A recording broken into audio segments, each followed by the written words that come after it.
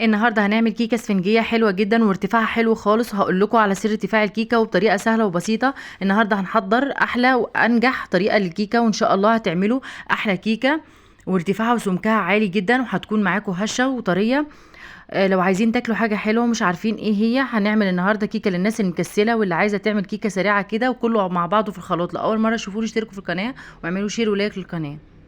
كله في خطوه واحده وكله في الخلاط. اول حاجه هنجيبها 3 بيضات درجه حراره الغرفه عاديين خالص مش جوه التلاجة، كوبايه ونص من السكر، تقدري تقللي السكر حسب الطلب او حسب ما بتحبي الكيكه مسكره او مظبوطه او كده. كوبايه ونص سكر هتدي معاكي الكيكه مظبوطه. عليهم كوبايه لبن، عليهم كوبايه زيت.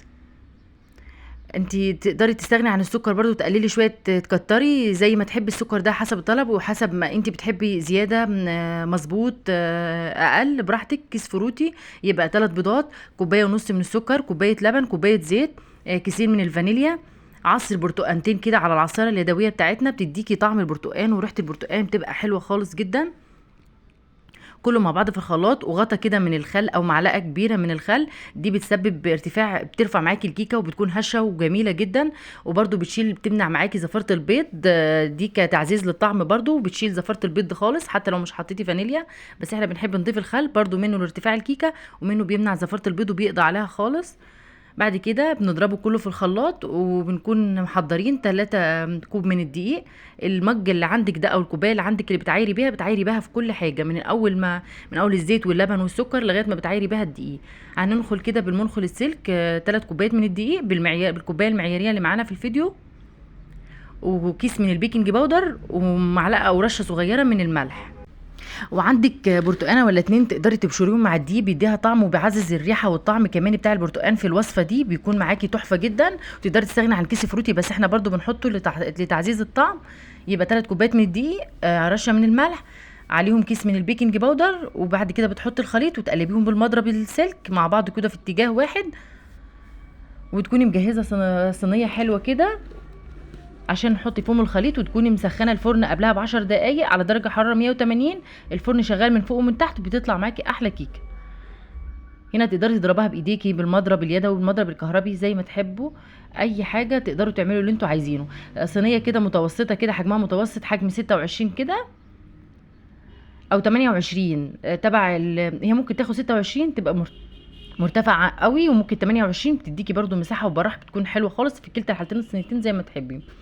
وبعد كده بتبدريهم بسمنه ورشه دقيق كده زي ما انتوا شايفين في الفيديو.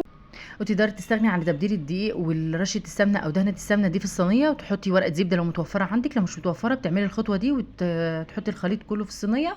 وبعد كده بتكوني مشغله الفرن على درجه حراره 180، لازم يكون سخن قبلها ب10 دقائق. وبعد كده بتدخلي الكيكه لمده 30 دقيقه، بتطلع معاكي كيكه هشه واسفنجيه وطريه وتحفه. وتقدري تشربيها على كوبايه شاي كده او كوبايه لبن، او تفطروا بيها الصبح. بتبقى حلوه جدا، ومن الحاجات السهله والبسيطه والسريعه واللي مش متعبه ومش مكلفه، وما فيهاش اي افتكاسات وما فيهاش اي تعب. وفي 10 دقائق يعني، بصي بالكتير ساعه، عشان نقول مثلا 10 دقائق ولا 5 دقائق تحضيرها، 30 ان هي بتخش الفرن وكده، وبعد كده عما تبرد وكده قولي ساعه. بتطلع معاكي تحفه جدا، وممكن وجبه متكامله بتقدري تفطري بيها، بدل ما تقلي بطاطس تجيبي طعميه اي حاجه اللي هو وجع المعده ده. قطعتين ولا 3 من الكيكه على كوبايه شاي بتفطري بيها انت والولاد، تكون تحفه جدا. هنا طالعه معاكي تحفه. طلعناها وسيبناها قبل ما تطلعوها من الفرن، سيبوها، طفوا عليها الفرن وسيبوها تبرد او تسيبوها تهدى كده لمده 5 دقائق. وبرده تختبروها قبل ما تطفي الفرن، تختبروها بخله كده او بخشبايه، لقيتوها من النص، الاختبار بيبقى من النص، لقيتوها مش طلعت معاكم اي حاجه تبقى هي ناجحه. وتسيبوها تطفي الفرن وتسيبوها 5 دقائق جوه، بعد كده بتطلعيها بتطلع معاكي تحفه. هنا انا بوريكي ان هي القطعه اسفنجيه متماسكه وفي نفس الوقت هشه، وريحه البرتقان كانت فيها حلوه خالص ومرتفعه جدا، وطالعه معانا هشه وتحفه، ولونها من فوق زي من تحت طالعه معانا حلوه خالص. شايفين الحلاوه والجمال، مفيش خطوات كتير وباسهل التكاليف، وكيكه اقتصاديه جدا وحلوه خالص وممتعه من الروقان كده في البلكونه. تاخديلك قطعتين من الكيكه كده وكوبايه شاي وتقعدي تاكلي كيكه باسهل طريقه وابسط طرق، ومفيش خطوات كتير. اتمنى الفيديو يكون عجبكم، اشوفكم المره الجايه في فيديو جديد، وشكرا.